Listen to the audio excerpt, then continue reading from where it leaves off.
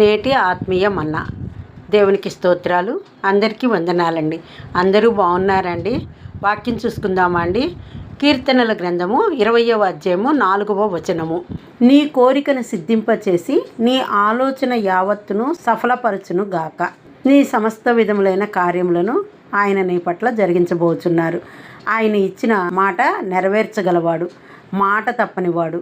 నిశ్చయముగా మన పట్ల ఆయన మన కోరికల విషయమై ఇచ్చుటకు జరిగించుటకు సిద్ధంగా ఉన్న దేవుడు మన దేవుడు. మనము కోరుకున్నది మన తల్లిదండ్రులు ఇవ్వలేకపోవచ్చు, కానీ పరమ తండ్రికి సమస్తము కూడా సాధ్యమే. మోషే దేవుని చూడవలనని కోరుకున్నాడు. దేవుడు మోషేకు బండసందుల్లో నుండి తన వెనుక భాగమును చూడమని అతడి కోరికను తీర్చాడు. ఆనాటి దినములలో దేవుని నేరుగా చూసినట్లయితే వారు మరణిస్తారని లేఖనాలు తెలియజేస్తున్నాయి. అందువల్ల తన వెనుక భాగమును చూడమని దేవుడు మోషేకు చెప్పాడు. మరి నీవు నేను దేవుణ్ణి కోరుకునే వారముగా ఉంటున్నామా, లేక లోకానుసారమైన వాటిని పొందుకోవాలని దేవునికి మొరపెట్టుకునే వారుగా ఉంటున్నామా? మోషే దేవుణ్ణి చూడాలనుకున్నాడు. దావీదు దేవుని మందిరావరణంలో నివసించాలని కోరుకున్నాడు. నీ మందిరావరణంలో ఒక్క దినము గడుపుట 1000 దినముల కంటే శ్రేష్టము అని అతడు భావించాడు. పౌలు దేవుని కొరకు పరిశుద్ధంగా జీవించాలని కోరుకున్నాడు. ఒకప్పుడు హింసకుడుగా ఉన్నాడు. దేవుని యొక్క బిడ్డలను హింసించేవాడిగా ఉన్నాడు. అప్పుడు దేవుడు తనని పిలిచాడు. సౌలా సౌలా, నన్నెందుకు నీవు హింసిస్తున్నావు అంటూ నేరుగా అతనితోటే మాట్లాడాడు. అందును బట్టి అతడి దేవుని యందు విశ్వాసం కలిగిన వాడిగానే కాకుండా పరిశుద్ధంగా కూడా జీవించాలని కోరుకున్నాడు. మరి ఇంకా ప్రవక్తలను కనుక చూసినట్లయితే ఎలీషా ప్రవక్త ఏలియా మీదనున్న అభిషేకాన్ని తనకు 2 అంతలు కావాలని కోరుకున్నాడు.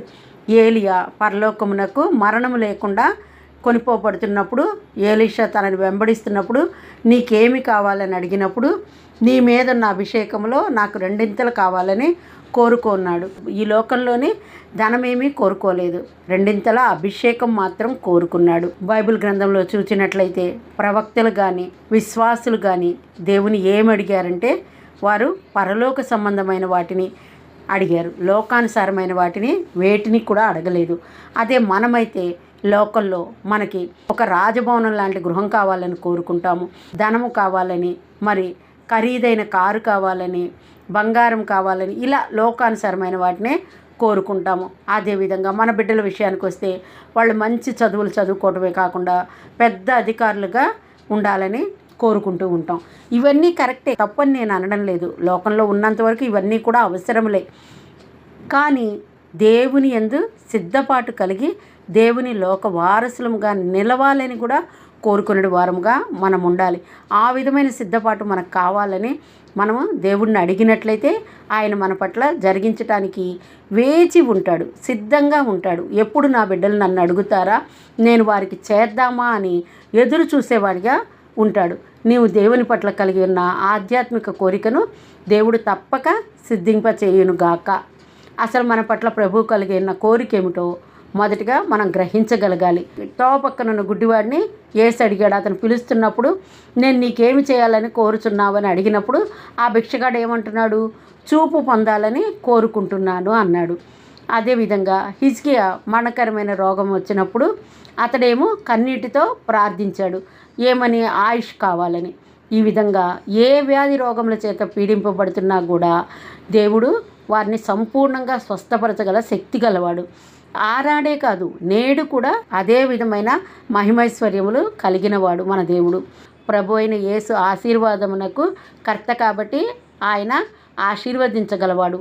యెహోవా ఆశీర్వాదం వలన నీకు ఐశ్వర్యం కలుగుతుంది. ఆ విధమైన ఐశ్వర్యం చేత మన ఆర్థిక సమస్యలన్నిటి నుండి మనకి విడుదల కలుగుతుంది. నీవు కలిగిన వ్యాపారంలో కానీ ఉద్యోగంలో కానీ సమస్త కార్యముల్లోనూ నీవు ఆశీర్వదింపబడతావు. నీవు లోనికి వస్తున్నా బయటికి వెడుతున్నా కూడా ఆశీర్వదింపబడతావు. కాబట్టి ఆయన వాగ్దానమును చేతపట్టుకొని ప్రార్థించినట్లయితే నిన్ను నన్ను కూడా అన్ని విషయంలోనూ ఆశీర్వదించటానికి, మన కోరికలను సఫలపరచడానికి ఆయన సిద్ధంగా ఉన్నాడు. ఏ విధమైన కోరికలను ఆయన సిద్ధింప చేస్తాడు అని అంటే ఆరోగ్యపరమైన కోరికలు, అంటే స్వస్థతలు. ఆశీర్వాదపరమైన కోరికలు. ఈ విధమైన కోరికలను మనం కోరినట్లయితే ఆయన మన పట్ల సఫలపరచడానికి సిద్ధంగా ఉన్నాడు. అంతేగాని ప్రక్కింటి వాళ్ళ కీడు జరగాలి, లేదా నీ శత్రువుకి ఇంకేదో జరగాలి, లేదా నీ బంధువు నిన్నేదో దూషించాడు కాబట్టి వాడికి ఏదో నష్టం కలగాలి, ఇలాంటివి కాదు మనం కోరవలసింది. కాబట్టి దేవుని యందు మంచి చెడుల విచక్షణ జ్ఞానము కలిగి ఆయన యందు మనము కోరుకున్నట్లయితే ఆధ్యాత్మికంగా స్థిరపరచబడాలని, బలపరచబడాలని, ఆయన రాజ్య వారసులముగా నిలబడాలని కోరినట్లయితే తప్పక మన కోరికలను ఆయన సఫలపరిచి ఆశీర్వదించగలవాడై ఉన్నాడు. ఆ విధమైన జీవన విధానము కలిగి మాదిరికరమైన జీవితాలను జీవించడి వారముగా, మన కోరికలను సఫలపరుచుకునే వారముగా ఉందుముగాక. ఆమెన్. హల్లెలూయా.